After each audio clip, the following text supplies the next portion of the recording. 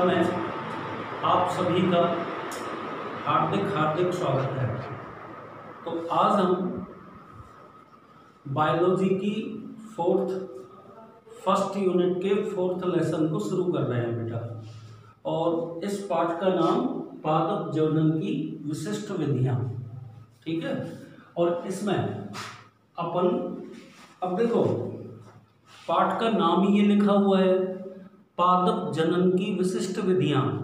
तो इसमें अपन नॉर्मल जनन को तो पढ़ेंगे नहीं, इसके अंतर्गत पादपों के जनन की अति विशिष्ट विधियों के बारे में अपन पढ़ेंगे।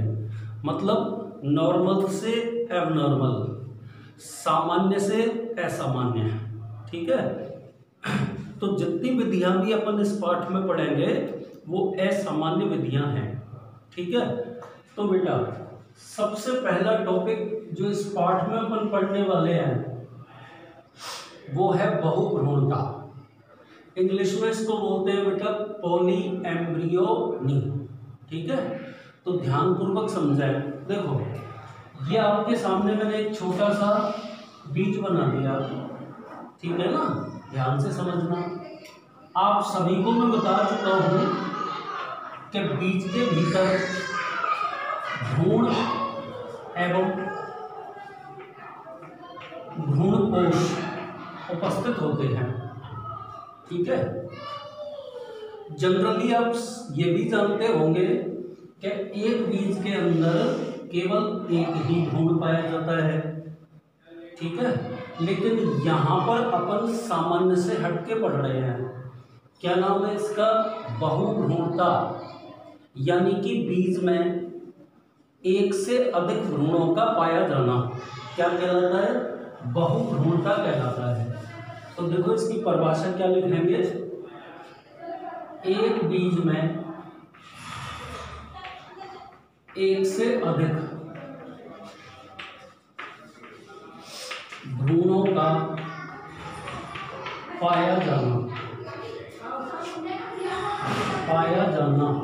क्या कहलाता है बेटा? बहुभ्रूणता कहलाता है। ये तो इसकी परिभाषा हो गई कि एक बीज में एक से अधिक भ्रूणों का पाया जाना बहुभ्रूणता कहलाता है, पहली बात। दूसरी बात आपको इसमें बोलनी है बेटा, सर्वप्रथम एंटोनी वान ल्यूवेनहॉक नामक वैज्ञानिक ने संतरे के बीजों में बहुभ्रूणता को खोजा। ये दूसरा पॉइंट हो गया। वापस कह रहा हूं, एंटोनी वान ल्यूवेनहॉक ने संतरे के बीजों में बहुभ्रूणता को खोजा। दूसरा पॉइंट हो गया। अब तीसरे पॉइंट पर आ जाइए बेटा। अनावृत बीजी पादपों में बहुभ्रूणता प्राय पाई जाती है। अनावृत बीजी पादपों में बहुभ्रूणता प्राय पाई जाती है, लेकिन कुछ आवृत बीजी पादप जैसे नींबू, प्याज, तंबाकू, क्रोटेलेरिया और जामुन, इनमें बहुभ्रूणता उपस्थित होती है अपवाद स्वरूप, ठीक है। एक और बात आपको इसमें याद रखनी है। अभी ये सारी बातें मैं दोबारा बताने वाला हूँ, ठीक है, ध्यान से सुनाएं। लास्ट बात आप ये पढ़ेंगे कि देखो यदि एक बीज में एक से अधिक भ्रूण उपस्थित होते हैं तो परिवर्तन की प्रक्रिया के दौरान वो भ्रूण एक के अलावा नष्ट हो जाते हैं। लेकिन बेटा आपके सामने एक ऑर्किड प्लांट का नाम लिख रहा हूं, बेंडा। बेंडा में क्या होता है? बीज के अंकुरण के समय एक से अधिक भ्रूण उपस्थित होते हैं, तो बेटा बहुभ्रूणता टॉपिक के अंदर आपको सबसे पहले ये 5 बिंदु याद करने पड़ेंगे बेटा, है ना। अब इन पांचों के पांचों बिंदुओं को एक बार मैं रिपीट कर रहा हूं। उसके बाद आवृत बीजी पादपों में बहुभ्रूणता उत्पन्न होने के कारण पढ़ेंगे। ठीक है बेटा, तो बोर्ड पे देखिए। देखो सबसे पहली बात तो आप क्या बोलेंगे कि सामान्यतः एक बीज में केवल एक भ्रूण पाया जाता है, ठीक है, लेकिन एक बीज में एक से अधिक भ्रूणों का पाया जाना बहुभ्रूणता कहलाता है। आगे आप बोलेंगे बेटा एंटोनी वान ल्यूवेनहॉक, कक्षा 11 में आपका सुना हुआ वैज्ञानिक है। एंटोनी वान ल्यूवेनहॉक ने संतरे के बीजों में सर्वप्रथम बहुभ्रूणता को खोजा। तीसरे पॉइंट में आप बोलोगे बेटा बहुभ्रूणता का पाया जाना अनावृत बीजी पादपों का सामान्य लक्षण है, ठीक है, लेकिन अपवाद स्वरूप कुछ एंजियोस्पर्मल प्लांट आवृत बीजी पादप जैसे नींबू, प्याज, तंबाकू, क्रोटेलेरिया एंड जामुन, इनके अंदर भी पाई जाती है बहुभ्रूणता, ठीक है। एंड सबसे लास्ट में आप ये बोलोगे बेटा कि जिन पादपों में या जिन पादपों के बीजों में बहुभ्रूणता पाई जाती है उनमें परिवर्धन की प्रक्रिया के दौरान एक भ्रूण को छोड़ करके शेष सभी भ्रूण अंततः नष्ट हो जाते हैं, ठीक है ना। लेकिन यहां पर फिर आपको एक अपवाद मिलेगा बेंडा। बेंडा में क्या होता है बेटा कि बीज के अंकुरण के समय बीज में एक से अधिक भ्रूण पाए जाते हैं। तो बहुभ्रूणता में सबसे पहले आपको ये 4-5 बिंदु याद रखने पड़ेंगे, ठीक है बेटा। अब आगे चलिए, नेक्स्ट देखिए इंपॉर्टेंट, आवृत बीजी पादपों में बहुभ्रूणता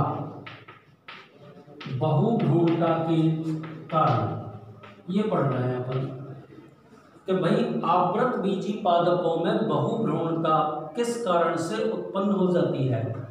तो बेटा यहां अपन इसके 4 कारण पढ़ेंगे, पहला, दूसरा, तीसरा एंड फोर्थ। 4 कारण पढ़ेंगे और चारों के चारों कारणों को आप ध्यानपूर्वक सुनेंगे, ठीक है। तो सबसे पहले पहला कारण युग्मनज या निषिक्तांड या प्राग भ्रूण में विदलन से, ठीक है ना बेटा। तो देखो अभी समझाऊंगा, एक बार चारों को लिख देता हूं, है ना। दूसरा क्या लिखेंगे, भ्रूण कोश में अंड कोशिका के अलावा किसी अन्य कोशिका के सक्रिय होने से, ये भी आपको समझाया जाएगा। इसमें आपको 2 बातें पढ़नी पड़ेंगी बेटा कि भ्रूण कोश के अंदर 2 प्रकार की कोशिकाएं पाई जाती हैं अंड कोशिका के अलावा। एक तो होती है बेटा सक्रिय कोशिका, सहायक कोशिकाएं, और दूसरी होती हैं प्रतिमुखी कोशिकाएं। प्रतिमुखी कोशिकाओं के द्वारा भ्रूण की उत्पत्ति को वैज्ञानिकों द्वारा प्राय बहुत कम देखा गया है, लेकिन सहायक कोशिकाएं निषेचित हों या अनिषेचित हों भ्रूण के परिवर्धन की प्रक्रिया में सहायक हो सकती हैं। तो इसीलिए मैं यहाँ पे इसको 2 भागों में विभक्त कर रहा हूँ, ठीक है। थोड़ा सा ध्यान से सुनना। ठीक है, देखिए एक तो मैं कह रहा हूं यहां पे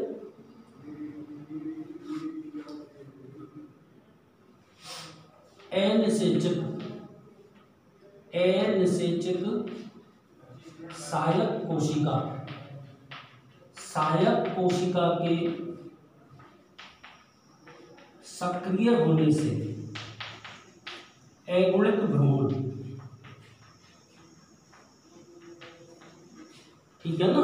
तो एक तो अपन ने इसमें ये लिख दिया और इसका एग्जाम्पल अपन यहां लिख रहे हैं। एक तो इसमें अपन बोलेंगे बेटा आर्जीमोन मैक्सिकाना, और दूसरा इसमें एग्जाम्पल अपन बोलेंगे फैसियोलस वल्गैरिस। ये दो इसके उदाहरण हो गए, ठीक है ना।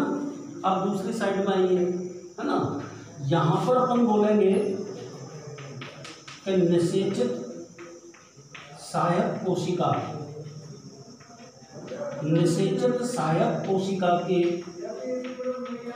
सक्रिय होने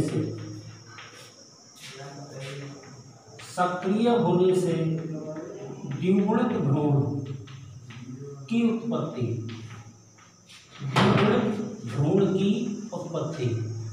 ठीक है ना।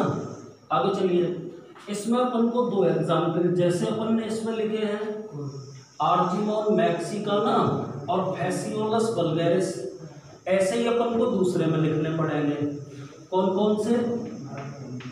एक तो लिखेंगे एरिस्टोलोकिया और दूसरा एग्जाम्पल इसमें अपन लिखेंगे सैजिटेरिया।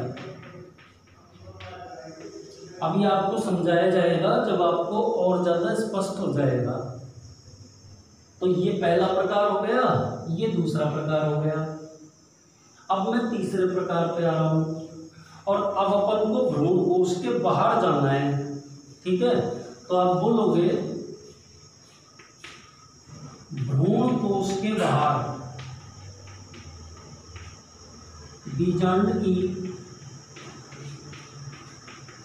बीजाणुघृत कोशिका के सक्रिय होने से। और आप जानते हैं कि भ्रूण कोश के बाहर बीजाणुघृत कोशिकाएं कौन सी होती हैं? या तो होती हैं बेटा अध्यावरण की, और या होती है बेटा बीजांडकाय की, ठीक है ना। तो ये दूसरा हो गया और इसमें अपन एग्जाम्पल लिखेंगे नींबू, जामुन और आम। और अब आ गए अपन चौथे प्रकार पे, और चौथे प्रकार में अपन क्या पढ़ेंगे? ये पढ़ेंगे बेटा बीजांड में एक से अधिक भ्रूण कोशों की उपस्थिति। और इसका एग्जाम्पल आप क्या बोल देंगे? बैंगन और कैजुराइना, ठीक है बेटा। तो ये आपको बहुभ्रूणता का पूरा चार्ट मैंने आपके सामने ब्लैक बोर्ड पे विद एग्जाम्पल बना दिया, ठीक है। एक छोटी सी बात इसमें और जोड़ देता हूं, है ना। उसके बाद आपको ये सारी प्रक्रियाएं मैं समझा दूंगा, ठीक है ना। तो देखिए यहां पे अपन ने लिख रखा है युग्मनज या निषेकांड या प्राक भ्रूण में विदलन से। इसको ना सिंपली विदलन बहुभ्रूणता भी कहते हैं। एक और बात बेटा कि बहुभ्रूणता उत्पन्न होने की ये सबसे सरलतम एवं सामान्य विधि है, ठीक है ना। अब आगे चलिए, एक और चीज आपको इसमें सीखनी है। एक वैज्ञानिक थे जिनका नाम था जेफ्रे नाम के वैज्ञानिक ने लिलिएसी कुल के पादप का नाम लिखना पड़ेगा एरिथ्रोनियम अमेरिकाना,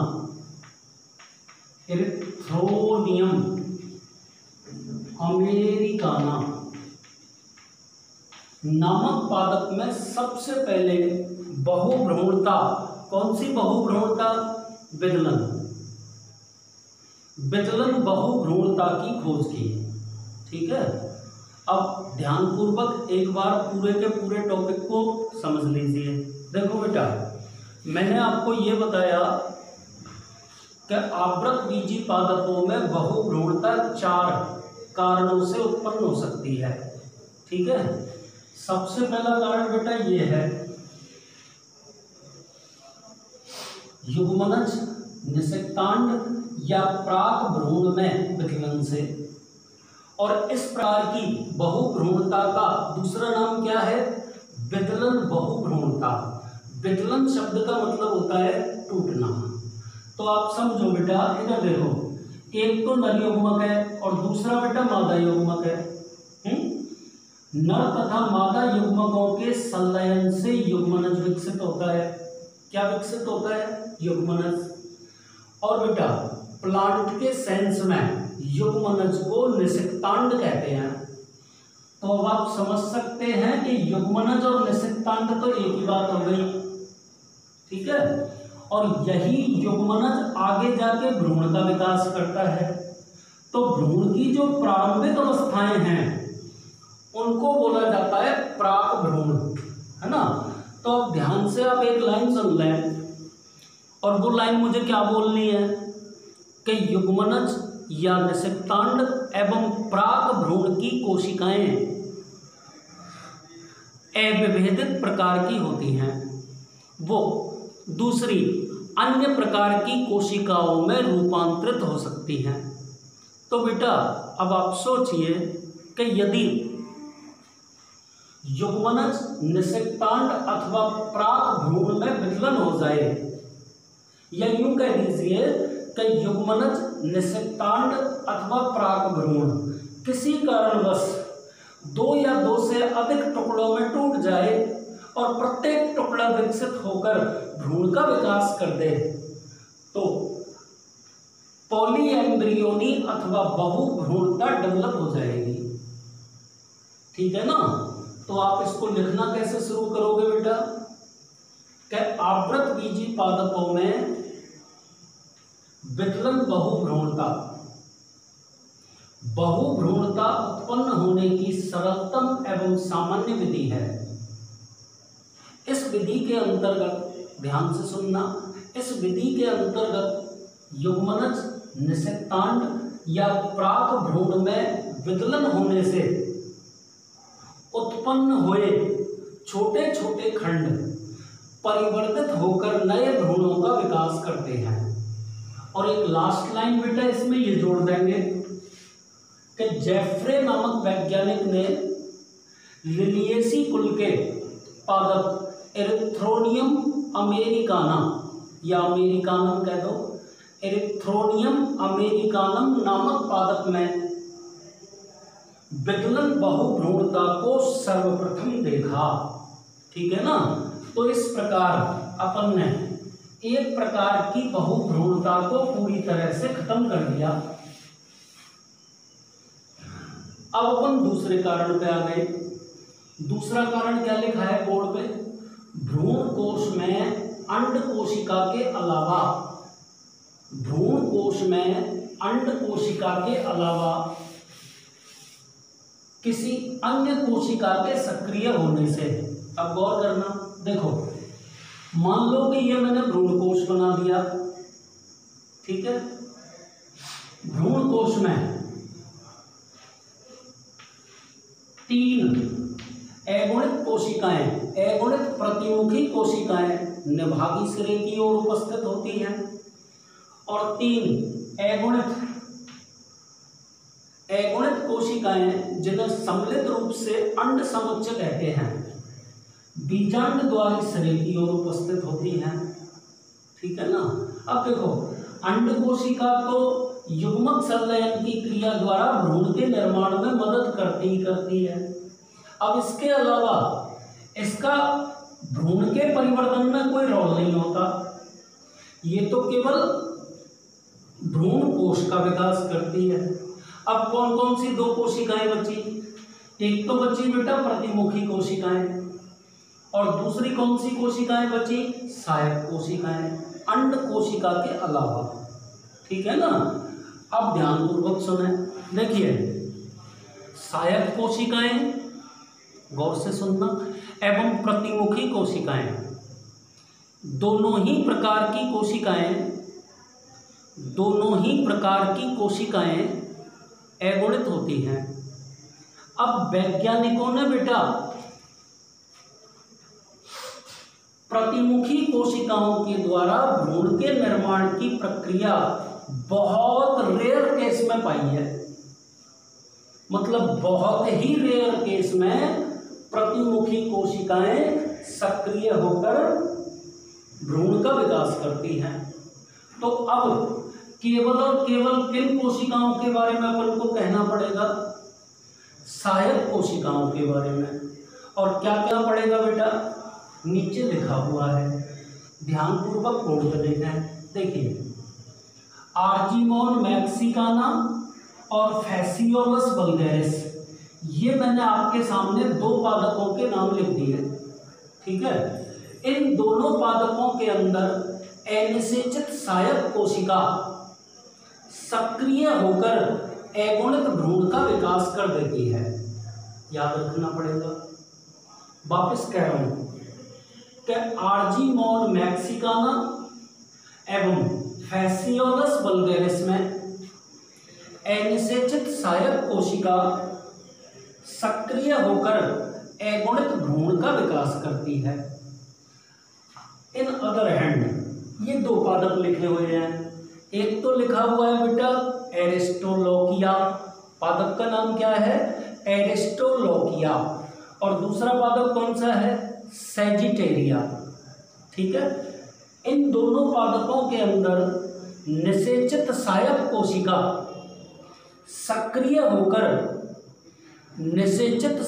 कोशिका सक्रिय होकर द्विगुणित भ्रूण का निर्माण करती है।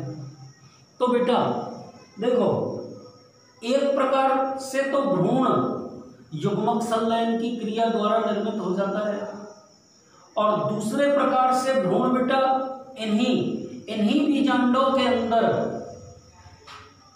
अनिषेचित अथवा निषेचित सहायक कोशिकाओं के सक्रिय हो जाने से बनता है।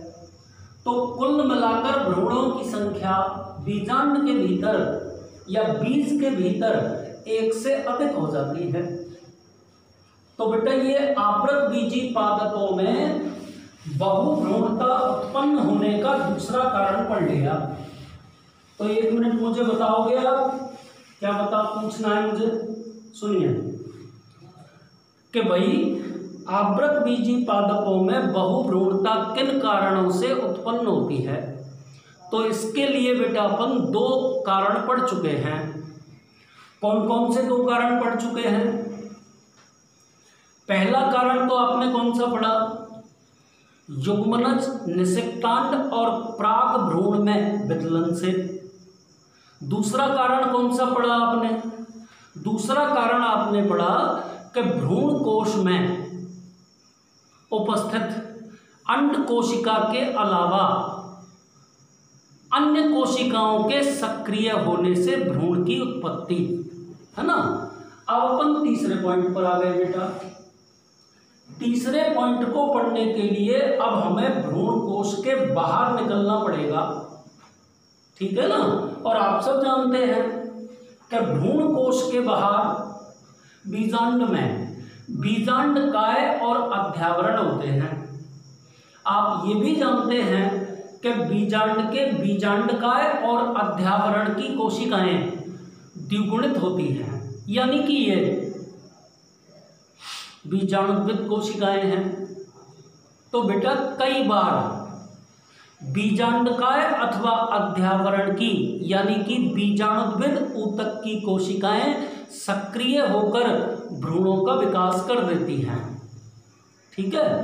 तो बेटा फिर से सोचिए कि एक भ्रूण का विकास तो होता है युग्मक संलयन की क्रिया के द्वारा, और बीज के भीतर दूसरे भ्रूण का विकास होता है किसके द्वारा?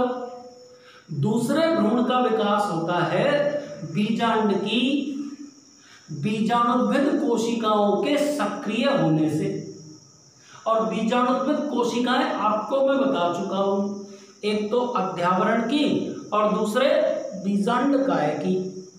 बैठ गई समझ में। और इसमें आपको एग्जाम्पल बोलने पड़ेंगे, नींबू, जामुन और आम, ऐसा इन पादपों के अंतर्गत होता है।